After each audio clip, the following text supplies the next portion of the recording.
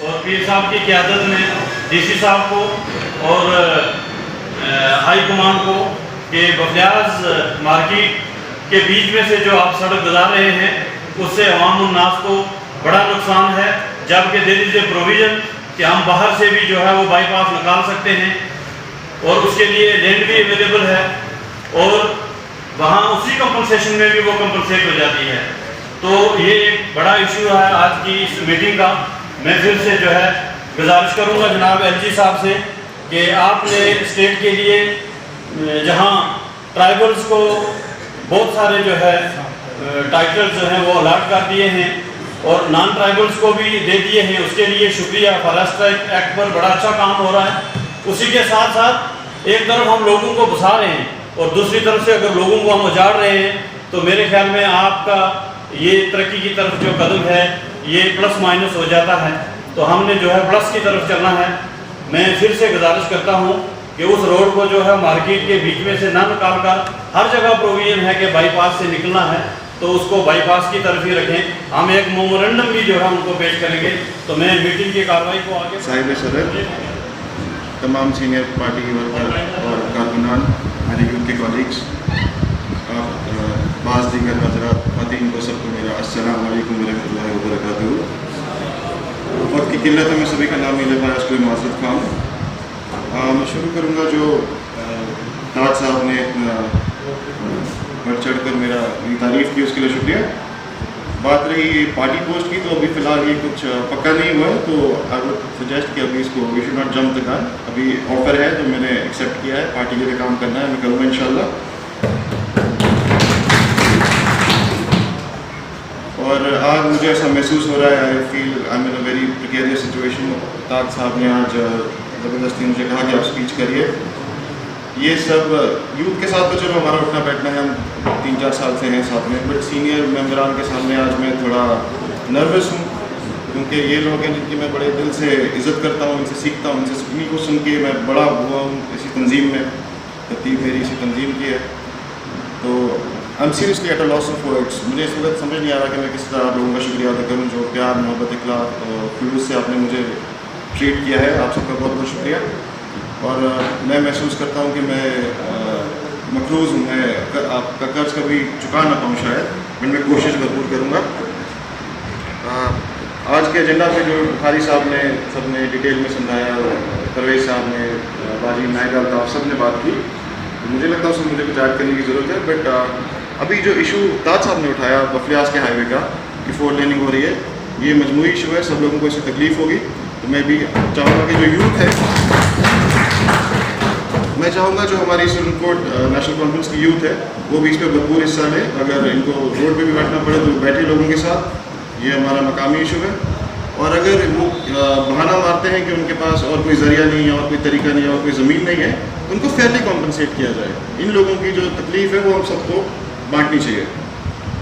और इसी के साथ मैं उम्मीद ज़ाहिर करूँगा कि आगे जो मुस्तकबिल है, आप सब ने देख लिया कि यहाँ पे बहुत फितना फसाद, तारीख पढ़ें तो 1952 से लेके शेर कश्मीर शेख मोहम्मद अब्दुल्ला की तारीख के ख़िलाफ़ 1000 प्रोपेगेंडे किए इन्होंने, बट सब फेल हो गया है। मेरा मानना ऐसा है, जब भी ये इलेक्शन कराएं, जिस मर्जी सूरत हाल में कराएं, हमारे लीडर उमर अब्दुल्ला साहब नायब सदर उन्होंने कह दिया कि तो अगर मगर की सियासत में नहीं पड़ते।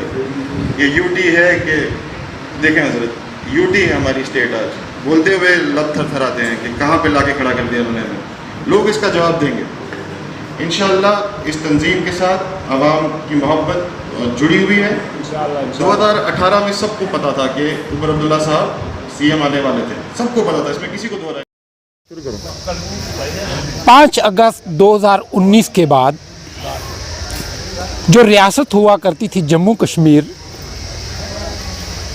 दफ़ा 370 और 35A को जब मनसूख किया गया, कमोबेश 2 साल मुकम्मल हो चुके हैं, लेकिन सियासी सरगर्मियाँ बहुत कम देखने को मिली थी।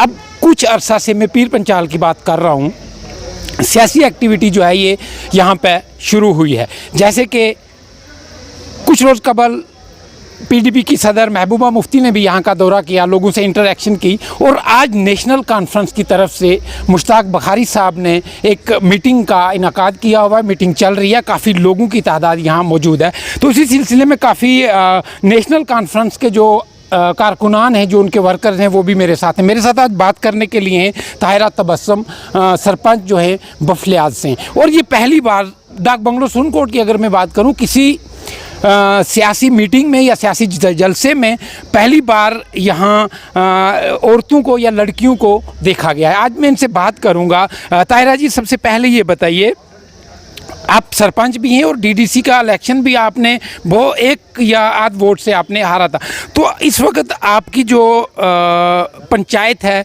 लोगों की मांग जो थी, जो आपने वादे किए हुए थे, उनके साथ उनको पूरा करने में कहाँ तक आप कामयाब हुई हैं? मेरा नाम ताहिरा तबस्सुम है। मैं सरपंच ब्लॉक बफलियाज से हूँ। मेरी पंचायत बफलियाज भी है। मैंने बीडीसी का, जैसा आपने बताया, मैंने बीडीसी का इलेक्शन कॉन्टेस्ट किया था और 1 वोट से ही मेरी हार हुई है। बहरहाल मैं हार नहीं समझती उसको, क्योंकि मैं ब्लॉक का काम, पूरे ब्लॉक का काम करती हूँ। लेकिन ये है कि मुश्किलातें ये आती हैं कि जब भी काम की बात अगर की जाए, तो जब से जे.एंड.के जो स्टेट थी, इसको जब से यूटी बनी है, तब से लोगों के कामों में काफ़ी ज़्यादा रुकावट आई है। बहुत लोगों की मतलब अगर पब्लिक रिप्रेजेंटेटिव उन्होंने हमें चुना है, हमें ही परेशानी आ रही है, तो लोगों के मिसाइल कहाँ से हल होंगे? कहीं ना कहीं बहुत बड़ा सवालिया निशान है ये भी कि इंतज़ामिया को ये चाहिए कि जो इलेक्टेड लोग हैं, जो पब्लिक के चुने हुए लोग हैं, उन्होंने भी पब्लिक से जो वादे किए हुए हैं उनको पूरा किया जाना चाहिए। नेशनल कॉन्फ्रेंस की बात है, जैसे काफ़ी लोगों का जमावड़ा, यहाँ काफ़ी तादाद में लोग हैं। आप क्या समझते हैं कि नेशनल कॉन्फ्रेंस को किस तरह और कैसे मजबूत किया जाए कॉन्स्टिट्यूंसी सुनकोट के अंदर? बिल्कुल, आपने बहुत अच्छा क्वेश्चन किया है। तो मैं आपको बताना चाहूँगी कि आज यहाँ पे हमारे बुखारी साहब जो है, मुश्ताक बुखारी साहब, इन्होंने आज यहाँ पे मीटिंग मुनक़िद की थी। लेकिन उनका ये था कि कोविड के दौरान, जैसा कि बताया गया कि 25 से ज़्यादा नहीं होनी चाहिए लोगों की प्रेजेंटेशन, लेकिन फिर भी लोगों की तादाद इतनी बढ़ गया कि फ़ैन फॉलोवर्स इतने होते हैं कि उनको रोका नहीं जा सकता। तो उस लिहाजे से लोग काफ़ी ज़्यादा इकट्ठे हो गए और लोगों का दिल की गहराइयों से उन्होंने वेलकम किया है और उन्होंने अपना दिखाया है कि हमें किस तरीके से हम पार्टी के साथ दिलो जान से, हम दिल जान लगा के हम अपनी पार्टी की जो अपकमिंग डेज़ में जीत करवाएंगे, फतेह करवाएंगे, बुखारी साहब की जीत करवाएंगे और जे.एंड.के में भी इंशाल्लाह एनसी की ही जीत होगी, जिससे लोगों के भी कुछ कामकाज हो पाएंगे। जो अभी हमें परेशानियों का सामना करना पड़ रहा है, वो आगे इंशाल्लाह नहीं होगा। जी, ये थी हमारे साथ ताहिरा तबस्सुम, जिन्होंने अपनी बात की। लेकिन कहीं ना कहीं देखा जाए, आम पब्लिक को जो इस वक्त मुश्किलात आ रही हैं, वो एक गवर्नमेंट ना होने की वजह से, सरकार ना होने की वजह से आ रही हैं। अगर इलेक्शन कराए जाते हैं, इलेक्शन हो जाते हैं, यहाँ एक अपनी एक ख़ास सरकार बन जाती है, तो आराम से लोगों के कामकाज जो हैं वो हल हो। आज पहले तो मैं आपका वेलकम करता हूँ कि आपने हमें, आपकी वसादत से हम लोगों से मुखातब हुए हैं और आज जो अभी आपने क्वेश्चन किया है, बहुत अच्छा किया है। आज उसी सिलसिले में हमने अपनी मीटिंग रखी, क्योंकि कोरोना काल रहा है पिछले 2 साल से, तो उसमें कोई मीटिंग वगैरह नहीं हुई थी। तो आप जब हमारे कायद यहाँ पे पहुँचे बुखारी साहब, तो हमने डिस्कस किया कि बड़ा लंबा अरसा हो गया, हम लोगों से बड़े दूर हैं, गैप हैं, तो इसलिए ये एक शार्ट नोटिस में एक मीटिंग बुलाई है। अब इसके बाद एक बड़ी मीटिंग होगी, तो इसमें मीटिंग बुलाई है कि जिसमें पार्टी का और जो सरकार के आज काम काज चल रहे हैं उसके बारे में जो बातचीत हो रही है।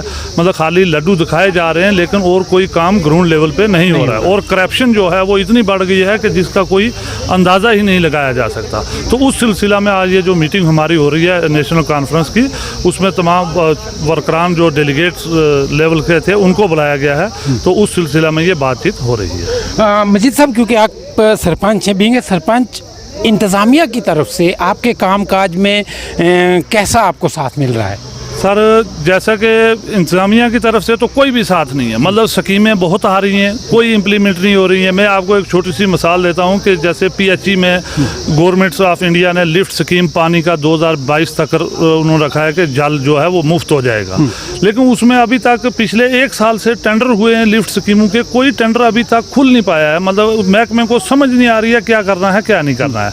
तो उसमें मैं सोचता हूँ कि टोटली ही फेल हो गया है, मतलब सिस्टम जो है टोटली फेल हो गया है। इसलिए ये मीटिंग, ये भी बातें जो हमने अपने इसमें उठाई हैं, इसमें अपने आज इसके मीटिंग के मुद्दे में ये भी उठाई हैं हम। यानी आपका ये मानना है कि आम इंसान की जो डिमांड है उनको फुलफ़िल करने के लिए एक मजबूत सरकार की जरूरत है। बिल्कुल बिल्कुल बिल्कुल बिल्कुल मजबूत सरकार की ज़रूरत है। ये सरकार खाली वादे कर रही है, लेकिन काम जो है ग्राउंड लेवल के ऊपर कुछ भी नहीं हो रहा है। ऐसे ख्वाब बहुत दिखाए जा रहे हैं, लेकिन ज़मीनी लेवल के ऊपर कुछ भी नहीं है। जहाँ तक मजीद साहब का ये मानना है कि जो भी इस वक्त सरकार की तरफ से वादे और दावे किए जा रहे हैं, चाहे वो पानी ले लो, बिजली ले लो, सड़कें ले लो या दूसरे ज़रिया माश ले लो, कहीं ना कहीं अभी तक इंतज़ामिया जो है वो पब्लिक की जो मांग है, पब्लिक की जो डिमांड्स हैं उनको फुलफ़िल करने में नाकाम रही है। फैसलाबाद के सरपंच हैं सरफराज साहब से हम बात करेंगे। सरफराज साहब, सबसे पहले तो मैं ये चीज़ पूछूंगा कि किस तरह से देखते हैं आपके 5 अगस्त 2019 के बाद एक सियासी हलचल जो है वो दिखने को मिल रही है सुप्रीम कोर्ट के अंदर भी, तो किस तरह से देखते हैं? ये काफ़ी लंबा इंटरवल था और बीच में कोविड काल भी रहा है। किस तरह से देखते हैं कि पार्टी को किस तरह से मजबूती मिलेगी? देखिए, बिस्मिल्लाहिर्रहमानिर्रहीम, आपका मैं ख्वाजा साहब शुक्रगुजार हूँ कि आपने मुझे नाजाब चीज़ को जो है यहाँ मौका दिया बोलने के लिए। एक पहले यहाँ प्रोग्राम हुआ था, उस टाइम उसमें भी मैंने बोला था, लेकिन कुछ प्रॉब्लम थी क्योंकि उसमें बहुत लंबी वो सिस्टम था तकरीरों का, तो वो नहीं आप दे पाए। आज जो मुद्दा है रियासत जम्मू कश्मीर के अंदर 5 अगस्त 2019 को जो जम्मू कश्मीर के साथ जुल्म और सितम हुआ वो किसी से छुपा हुआ नहीं है। मैं आपको ये कहूँ कि सबसे पहले जो 2019 को जो 5 अगस्त को जो हमारे साथ जुल्म किया वो हमारे बच्चों की गर्दनों के साथ, उनके आने वाली ज़िंदगी के साथ खिलवाड़ किया गया। दफ़ा 370 35 जब तक था, यहाँ रियासत के अंदर हर तंजीम जो है वो वर्क करती थी ग्राउंड में, चाहे वो नेशा कॉन्फ्रेंस थी या और तंजीमें आपने अपनी लालच खिता की अगर मैं बात करूँगा, सुनकोट कॉन्स्टिट्यूंसी के अंदर नेशनल कॉन्फ्रेंस को मजबूत बनाने का क्या लाएमल है? देखिए, नेशा कॉन्फ्रेंस का मैं सबसे बड़ा शुक्रगुजार हूँ कि आज मुश्ताक अहमद बुखारी साहब ने ये मीटिंग अरसा दराज के बाद ये रखी। मुझे अफसोस इस बात का है कि नेशा कॉन्फ्रेंस को काफ़ी पहले ये मीटिंगें रखनी थी, जबकि हम लोग इस खिता पीर पंजाल में बिल्कुल खस्ता हालत में थे, चाहे वो कोरोना का हो, चाहे वो एडमिनिस्ट्रेशन का दबाव हो। मैं एक इलेक्टेड सरपंच भी हूँ और हमारी आवाज़ डिस्ट्रिक्ट एडमिनिस्ट्रेशन ना सुने, तहसील एडमिनिस्ट्रेशन नहीं सुने, गरीब आवाम की आवाज़ नहीं सुने, तो खिता पीर पंजाल वो पहले से ही बहुत पीछे था और वो सियासत का शिकार हुआ। मैं ये कहूँगा पक्का कि नेशा कॉन्फ्रेंस के पास इक़्तिदार पूरी फुल हुकूमत थी और उसने यहाँ नेशा कॉन्फ्रेंस ने जो दफ़ा 370 की मजबूती करनी थी, वो हम लोगों की तहफ़्फ़ुज़ करना था, वो नहीं कर सकी। वो उसकी कमज़ोरी की वजह से हम जो है वो उसका खमियाजा उठा रहे हैं। रही बात सियासी पार्टी थे जो कि, तो उन्होंने ये बहुत बड़ी हमाकत की कि जम्मू कश्मीर के अंदर नेशा कॉन्फ्रेंस के साथ हुकूमत ना करनी, खिता पीर पंजाल की आवाम के साथ खिलवाड़ किया और इनके गलों पर छुरियाँ चलाई। सुरनकोट कॉन्स्टिट्यूंसी के अंदर नेशनल कॉन्फ्रेंस को मजबूत बनाने का क्या लाएमल है? मैं बहुत बड़ा शुक्रगुजार हूँ, मैंने अंदर बात करनी थी, बहुत बड़ा शुक्रगुजार हूँ तहसील सुरनकोट की आवाम से, जो कि नेशनल कॉन्फ्रेंस के आज बहुत भारी तादाद में वर्कर आए कम नोटिस में। मुझे यकीन है कि आने वाले टाइम में नेशा कॉन्फ्रेंस जो है तहसील सुरनकोट के अंदर अच्छी तादाद से ये वोट लेके जो भी अगर इलेक्शन होगा उस कैंडिडेट जो अपना नेशा कॉन्फ्रेंस का होगा। मैं एक बात और वाज़ह करना चाहूँ, अगर मुश्ताक बुखारी साहब कैंडिडेट सुरनकोट से होंगे तो मेरा मानना है कि वो सीट ले जाएंगे। अगर कोई दूसरे कैंडिडेट को वो प्रोवाइड आगे करेंगे तो ये सीट कभी ज़िंदगी में नहीं आ सकती है, ना कभी को ला सकता है। खिता पीर पंजाल की अगर पहचान है वो सिर्फ मुश्ताक बुखारी से शुरू नहीं होती है, पीर हबीबुल्लाह शाह साहब नायब बगदाद से शुरू होती है।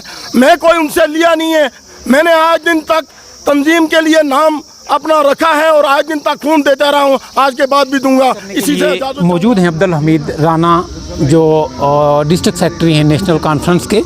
नेशनल कॉन्फ्रेंस की तरफ से सुरनकोट डाक बंगलों में आज जो एक मीटिंग का इनेकाद किया गया है, इनके साथ हम बात करेंगे कि कॉन्स्टिट्यूंसी के अंदर, सुरनकोट कॉन्स्टिट्यूंसी के अंदर नेशनल कॉन्फ्रेंस पिछले कुछ सालों से जो है वो मजबूती नहीं दिखा पा रही थी। इनसे हम बात करेंगे कि पार्टी को किस तरह से मजबूत किया जा रहा है और इनका लाएअमल क्या क्या है।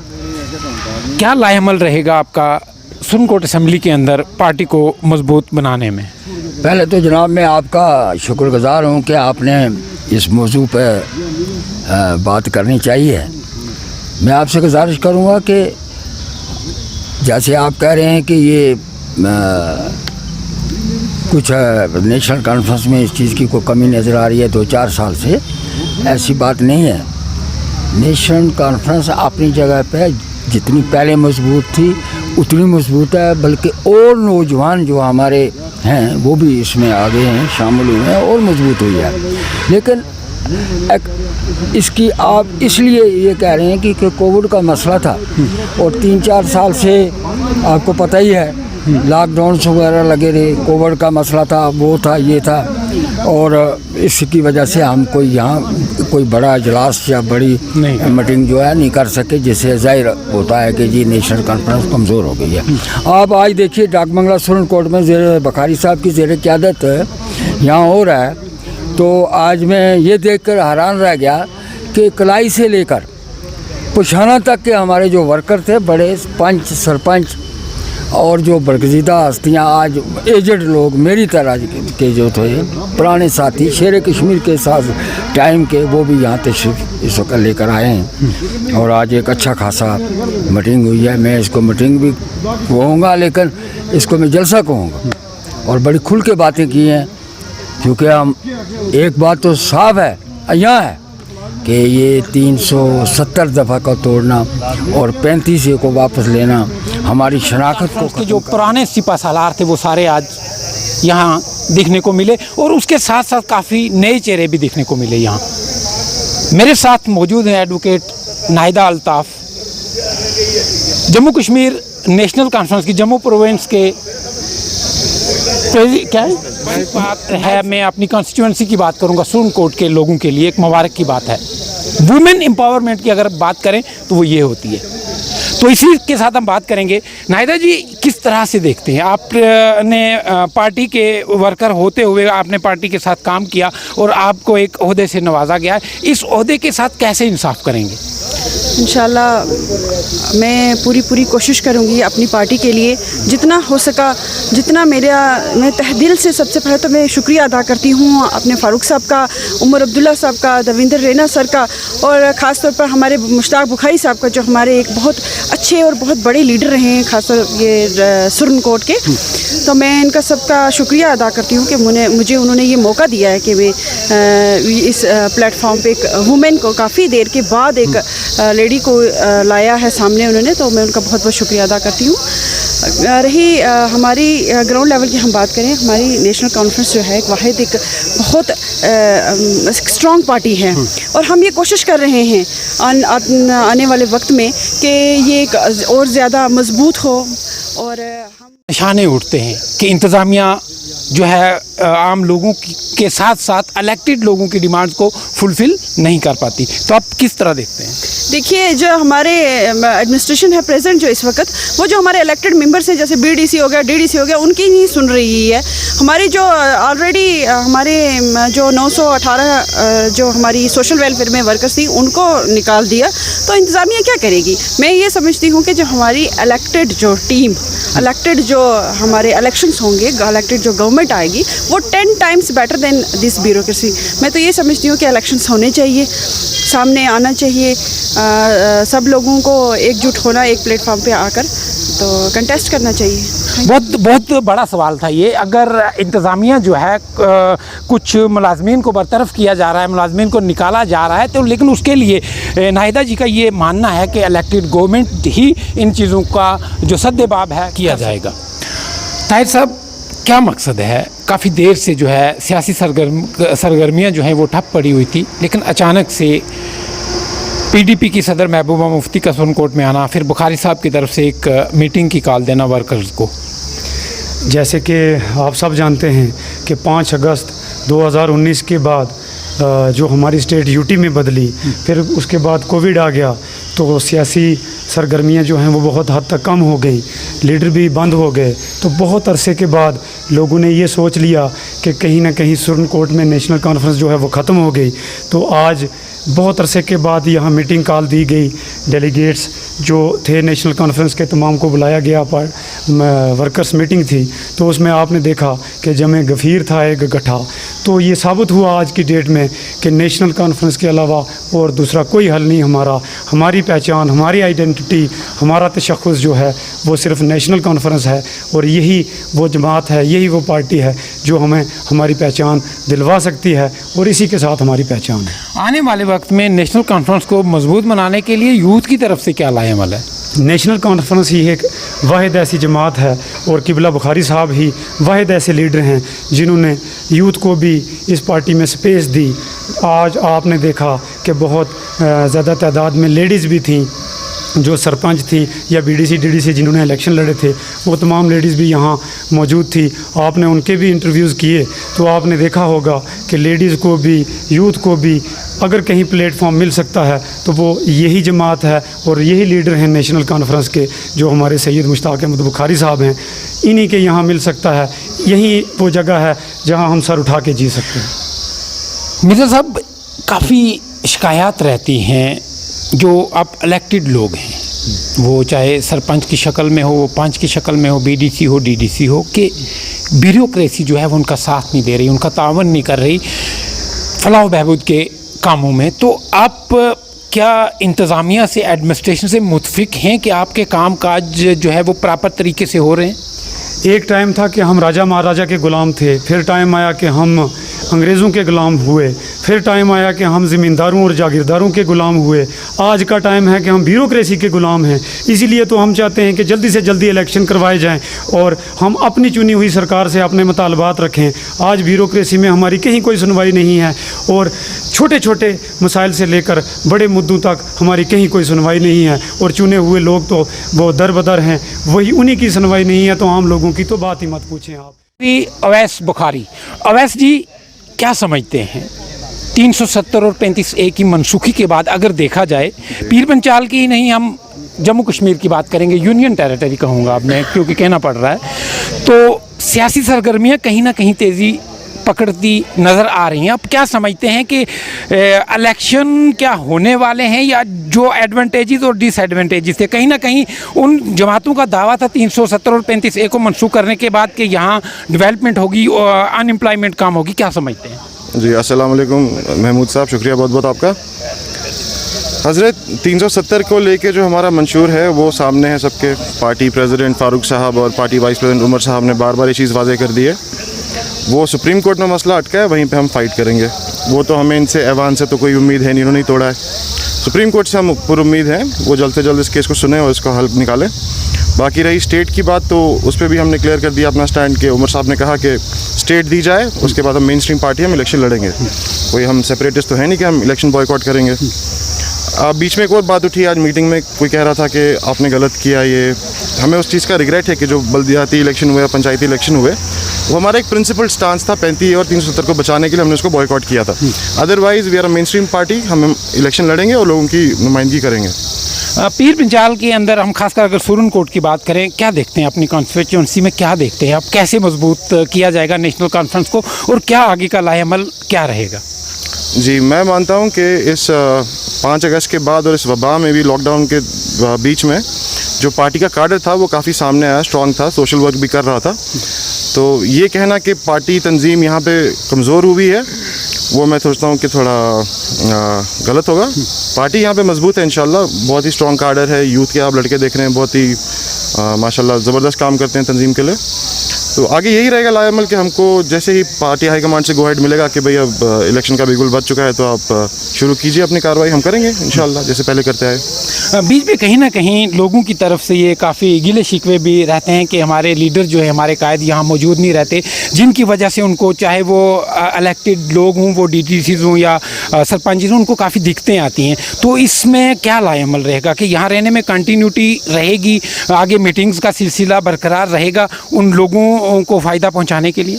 जी बिल्कुल, आपने बहुत सही सवाल पूछा। ये लोगों को खदशात रहते हैं और सही गिला भी है, मगर ये इस वबा में ऐसी परेशानी आई। खासकर आपको याद होगा कि हमारे पार्टी के बहुत बड़े कदावर लीडर थे रशपाल सिंह साहब मरहूम, तो उनकी जब फौत हुई तो उसके बाद इसको लेके काफ़ी सलाह मशवरा हुआ। जो पार्टी कार्डर था वो कह रहे थे कि जो हमारी पार्टी हाईकमांड है उन्होंने भी कहा कि जो कीमती लोग हैं, जैसे अब हमारे सर पे बड़ों का साया, बुजुर्गों का साया बना रहे, हम तो यही दुआ करते हैं। तो इसलिए वबा में हमने कोशिश की कि इनको प्रोटेक्ट किया जाए, क्योंकि यहाँ पे आप समझते हैं कि कोविड प्रोटोकॉल कैसा है और ज़्यादा सोशल डिस्टेंसिंग तो होती नहीं है। सेकंड वेव में हम जम्मू में थे और अब इंशाल्लाह बुखारी साहब को हमने वापस लाया, यहाँ पे स्टेशन किया है। यहाँ पे बैठ के वो जो जम्मू से काम करते थे यहाँ पे बैठ के लोगों के बीच में करेंगे इंशाल्लाह। शुक्रिया भाई साहब। जहाँ तक लोगों की जो गिले शिकवे थे वो ओवैस बुखारी साहब ने ये क्लियर किया है कि वो यहाँ बैठ के लोगों की जो भी ग्रीवेंसेस हैं वो सुनी जाएंगी। आज बहुत अच्छी मीटिंग रही, एजेंडे पे बात हुई और इंशाअल्लाह आइंदा भी ऐसी मीटिंगें होती रहेगी। जिन साथी को मौका मिला बात करने का, तो जिनको नहीं मिला उनसे माजरत है। और इंशाअल्लाह जब नई नेक्स्ट मीटिंग होगी तो उससे पहले उनसे काम किया जाए। मुख्तर ये है कि बड़ा अच्छा वक्त आ रहा है, बड़ा ख़तरनाक और बड़ा अच्छा वर्क किया है। ख़तरनाक ये है कि पता नहीं उन्होंने क्या कुछ पता नहीं किया, वरना दादा। अच्छा ये है कि हमें हमारी एक पुरानी स्ट्रगल थी वो कहीं पहुंचने वाली है इंशाअल्लाह। उसके लिए दुआ भी करें और जब वो जल्दी हो जाएगा तो फिर हम इंशाअल्लाह यहाँ तगड़ा तंजीम का दरसा भी करेंगे। सीधी सी बात है कि याद रखो कि नेशनल कॉन्फ्रेंस के बिना हमारी ना कहीं पहचान है, ना हमें कहीं कुछ जानता है और ना हमें कोई मकाम देता है। इसलिए इस तंजीम के साथ जुड़े रहो, अल्लाह ताला सब बढ़िया कर सकेगा। नया सवाल कुछ गल्लां जड़ियाँ की हैं, उन्होंने मैं उनको जवाब ही देना चाहता। जब भी कोई बात करो, इल्ज़ाम लगाओ, पहले तहकीक कर लो। एक बात तो मैं हैरान, पिछले 7 महीने में बीडीसी मैं 7 महीने यहाँ बैठा, वो नहीं याद नहीं आपको। कोविड वाले लॉकडाउन के 4 महीने याद रहे। मान लीजिए मैं आता भी कोविड में, मुझे कोई फर्क नहीं पड़ता, लेकिन इस तरह इकट्ठे बैठा के मैं आप लोगों को रिस्क नहीं देना चाहता। और आज़म सल्लल्लाहु ने फरमाया हदीस है कि आज़ाद करो, ताउन हो तो वहाँ मत जाओ। तो बहरहाल मेरी ज़रूरत जहाँ है मैं वही रहता हूँ। मैंने कभी नहीं बदला अपना नजरिया, चाहे आप राजी हो तो नाराज हो। हाँ, कोई किसी का काम में कोताही हो तो फिर मैं मुजरम आगे कानून गले लगा के दांता खाना रहा तो चोरियाँ चलता रहा, मैं होनी है। और अपने साथियों में ही कहूँगा कि एहतियात करो, बहुत एहतियात रखो, बहुत एहतियात रखो, क्योंकि आपका ये जो यूनिटी है ये देखकर वो समझते थे नेशनल कॉन्फ्रेंस ख़त्म हो गई है, लेकिन इंशाअल्लाह ना ये ख़त्म हुई है तो ना होती। अपनी यूनिटी कायम रखो और क्योंकि आपकी इस यूनिटी को तोड़ने के लिए साजिशें की जा रही है और साजिशें करेंगे। थोड़ा सा विजिलेंट रहने की जरूरत है, बाकी अल्लाह का अच्छा वक्त बहुत अच्छा आ रहे हैं। और पहले तो सीट रिजर्व नहीं होगी इंशाअल्लाह, 80% चांस नहीं, 90 चलो 80 अगर हो भी गई तो फिर भी कोई सीट है नेशनल कॉन्फ्रेंस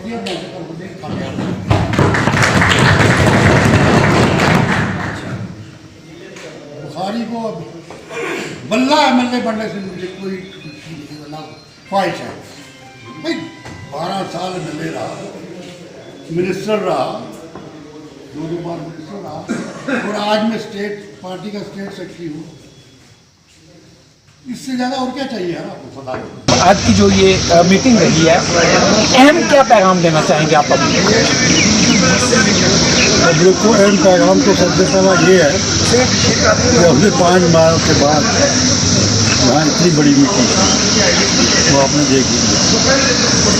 और मेरे लिए खुशी की बात यह है कि मेरा जो 14-15 साल 20 साल से जो वर्कर मेरे साथ चलता था, जो जवान थे, बूढ़े हो गए, जो बूढ़े थे आगे बहुत ही बूढ़े हो गए, लेकिन फिर भी मेरे साथ मैसे में खड़ा, बड़ी खुशी की बात। जहाँ तक तंजीम का तरीका, तंजीमें ख़त्म नहीं हुई। वक्त के साथ कभी थोड़ा बहुत तब्दीली आती है, हालात तंजीमों में थोड़ा बहुत चेंज लाते हैं, लेकिन तंजीमें ख़त्म नहीं हुई। और बिलखसूस नेशनल कॉन्फ्रेंस एक तंजीमी तहरीक है, जिसने जम्मू कश्मीर बनाया, स्टेट बनाई, और इसका गवर्नमेंट, मोदी गवर्नमेंट ने पर खर्चे उड़ा दिए। इससे हमसे दवा की सब कुछ छीन लिया, पेटीए छीन लिया। और सबसे बड़ी बात यह है कि हमारी पहचान स्टेट पूरी थी, लेकिन उसके बावजूद भी लोग अपने स्टैंड पे खड़े हैं। और वक्त आएगा कि हम स्टेट उनको वापस लाएंगे, दफा 370 भी वापस आएगा और पेटीए भी वापस आएगा। और उसमें सबसे वाज़ेह तौर पर सरबराह जमात जो है वो तहसील और ये जो इन दोनों हालात हैं बेहतर हैं इंशाअल्लाह। और अगले 2-4 माह में हालात बहुत बेहतर हो जाएंगे और सियासी तौर पर हम एक्टिविटीज़ करेंगे। आपको क्या लगता है बखा साहब, क्या इलेक्शन का कोई है आने वाले वक्त में, कितनी देर में हो सकते हैं इलेक्शन? इलेक्शन तो है, लेकिन अभी फिलहाल जब तक डिलिमिटेशन मुकम्मल नहीं होती तब तक मैं मीटिंग में डिलिमिटेशन कितने हफ्तों में ये उस पर डिपेंड करता है। मीटिंग में मैं सुन रहा था, जो आपकी तकरीर में ये चीज़ कही गई थी कि आने वाले वक्त में अच्छी खुशखबरी आ सकती है, तो वो अभी सस्पेंस रहेगा या नहीं? सस्पेंस क्या रहेगा, वक्त से पहले अच्छा नहीं ना लगता, क्योंकि हमदर्द भी होते हैं लेकिन दुश्मनी बहुत है। कितनी दफ़ा हमारा से कत्ल हुआ, लेकिन अब तो कत्ल होने की स्टेज से आगे निकली है। बहरहाल पहाड़ियों की 40 साल आएगी और इंशाअल्लाह बेहतर होगा। फिर सीटें रिजर्व हो या ना रिजर्व हो, बहुत बड़ी बात है उस एक तबके के लिए, इसकी बात बुखारी साहब ने की है कि 40 साल की जो डिमांड है, अगर वो ख्वाब ताबीर हो रहा है तो मुझे भी खुशी होगी और वलवला खेत इंटरव्यू भी होगा इंशाअल्लाह। ये बताऊँ मैं आपको, एक बात मेरे लोगों को समझ लेनी चाहिए, जो सादा लोग हैं, सादा लोग हैं, जब हम पहाड़ी की बात करते हैं हम किसी कम्युनिटी के खिलाफ नहीं बात करते। अरे मैं कहता हूँ मैं एक रोटी खाऊं, एक रोटी मेरा पड़ोसी खाए, तो कोई कहे नहीं आप क्यों खाओगे रोटी, ये कौन सी बात है? आपको पड़ोसी खा रहे, खाने दो, तुम नहीं खाओगे रोटी। हम कहते हैं गुजरों को, एससी को, दूसरों को, ST मुलायम को, बहुत अच्छी बात है, लेकिन हमारी आदमी वैसे हमें भी इसमें किसी को क्या एतराज़? यानी आप जो चीज़ तलब कर रहे हैं वो आप अपना राइट मान रहे हैं, ना कि किसी का हाथ छीन के आप अपने लोगों के लिए। बिल्कुल, हम किसी का हाथ नहीं छीन रहे, हम अपना हाथ मान रहे। और जो एक डर था इन कम्युनिटीज़ को, SC और ST को, तो ये सारी सीटें ये ले जाएंगे, वो बात नहीं गई। अब ST ज़्यादा हमसे पा गए, तो IS तक क्लियर किया है, इसलिए अब वो डर भी नहीं है कि सिर्फ सारी सीटें पारी हो जाएंगी, हर एक को अपना अपना हक मिलेगा। अरे 10 सीटें अगर निकाल लें तो 6 और आ जाएगी, 16 अच्छी बात है ना भाई। ऊपर से 6 सीटें और हमारे लोगों में जाएंगे, कोई दरे टांगले का बढ़ेगा, कोई पेड़ का बढ़ेगा, कोई हाड़ी मरोड़ का बढ़ेगा। एक और अहम बात है कि सियासत में आपका एक बड़ा अहम किरदार भी है और कद भी है। पिछले दिनों अगर देखा जाए तो कुछ अरसे से एक पीर पंचाल फाउंडेशन नाम से यहाँ एक NGO आई है, जिसको लीड जावेद राना साहब कर रहे हैं। तो उन्होंने ये डिवीज़न की मांग भी उठाई है और साथ में पार्लियामेंट कंस्टिट्यूंसी की बात उठाई है। तो नेशनल कॉन्फ्रेंस का क्या स्टैंड रहेगा? क्योंकि अगर ये डिमांड देखी जाए तो जनमन है, वक्त ठीक है या नहीं ये पॉलिटिशियन डिसाइड करेंगे। उसके लिए अगर ये दो चीज़ें मिलती हैं तो आया खासकर पुंछ और राजौरी को कितना फायदा होगा? छोटी है, आपकी आज़ाद की होना है, ये डिमांड रीजन की जो है ना, फेस्टिवल मैं आपको अपने वो आर्टिकल में ये पंजाब की डिमांड है। इसके अलावा भी हमारी तंजीमी तौर पर चोरी वालों ने भी उठाया।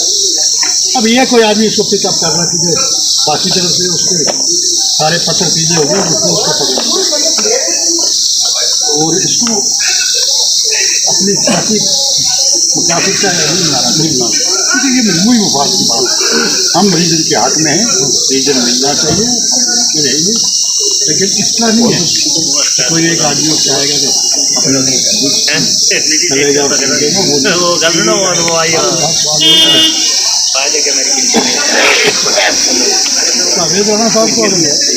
रीजन मांगना तो मेरे से बात मांगे ना, रीजन को इतना जान बैठ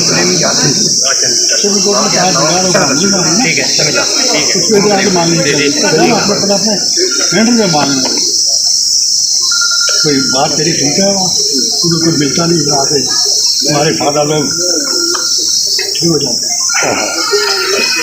तो तुम्हें कहे अच्छा ये कुछ जो आप जानते ही हैं जो 20 साल से नेशनल गवर्नमेंट के खिलाफ लड़ते हैं, मेरे खिलाफ तो सब सहयोगी नेगेटिव लोगों का एक मीटिंग थी।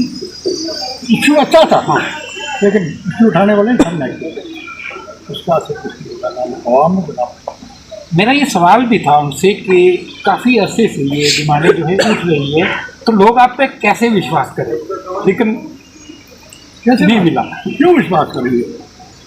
आज वो जो पीर पंजाब रीजन की बात करते हैं, उन्होंने कम्युनिटी के खिलाफ कहा कि मैं उनको अगर कोई बम्बाद मिलेगा मेरी लाश पर भूल गया था ना वो जमाने असेंबली में भी स्टेटमेंट दी, आपको भी पता है नहीं। आज वो पीर पंचाल याद आया, कल अपनी लाश पे से हमें नहीं देना चाहता। पीर पंचाल में 70% ये ना 30% ये 70% के कहता था कि मेरी लाश पर मिलेगा, फिर किसको मुआवजा देना चाहता है? कहीं ना कहीं आवाम को अगर देखा जाए तो वो गरीब आवाम, मस्कीन आवाम फिर कहीं ना कहीं उस चीज़ का शिकार हो जाती है कि हमें सुनको डिस्ट्रिक्ट मिलेगा, मेंढर डिस्ट्रिक्ट मिलेगा, मंडी डिस्ट्रिक्ट मिलेगा, कहीं ना कहीं हमारी डेवलपमेंट हो जाएगी।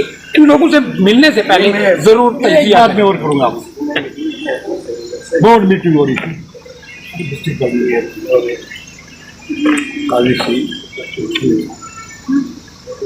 और शेख साहब आए थे।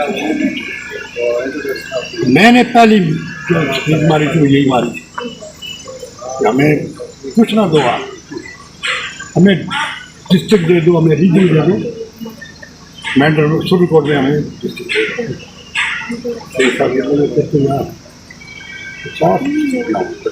मैंने कहा अल्टीमेटली आपको पढ़ाने पड़ेगा। दरअसल मुझे शेख साहब की बात याद नहीं, आपको शायद इसलिए नहीं पसंद आई। मैं पहाड़ी का डिमांड लेके गया इसी डाक पर मालूम लिया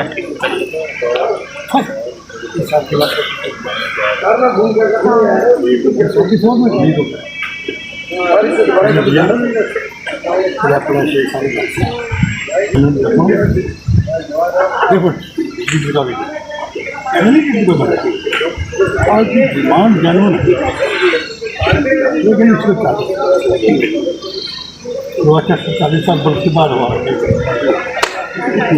एक साल बने और उसके बाद उम्मीद है बखैर साहब के जो चीज़ें आपने कही, अगर आपने भी पहले ये मांग उठाई थी रीजन की, तो इसमें मुझे उम्मीद है कि सब पार्टियों को मिल के इस चीज़ के लिए मांग उठानी चाहिए।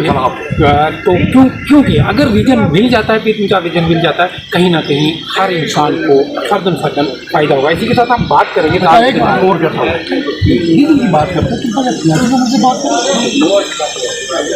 जितने भी हो नहीं, लोग तो ये समझते हैं कि जावेद राणा साहब नेशनल कॉन्फ्रेंस के सुप्रीम कोर्ट में यार मीटिंग आप यानी आपको कोई इन्विटेशन नहीं मिला? हाँ चलो मुझे छोड़ो जी, मेरे किस साथी को मिला, किसी को मिला नहीं मिला, किसी को मेरे किसी साथी से मिला। मुझे कांग्रेस का भी कोई इसमें नज़र नहीं आया था, PDP का भी कोई नज़र नहीं आया, तो फिर क्यों नहीं है? एक ग्रुप भी है वो जो बिगाड़ू लोग होते हैं ना, आपने तेरे भी देखे कौन सच बात बोलो जरूरत क्या करो बोल ये वही बुगाड़ू लोग हैं जिन्होंने 2008 में भी कोप को बेड़ा करके तरकीबों को भी तुम्हारा जैसा बहुत है पैसा कोई उनको और मौका मिल गया है जो मतलब इसी तरह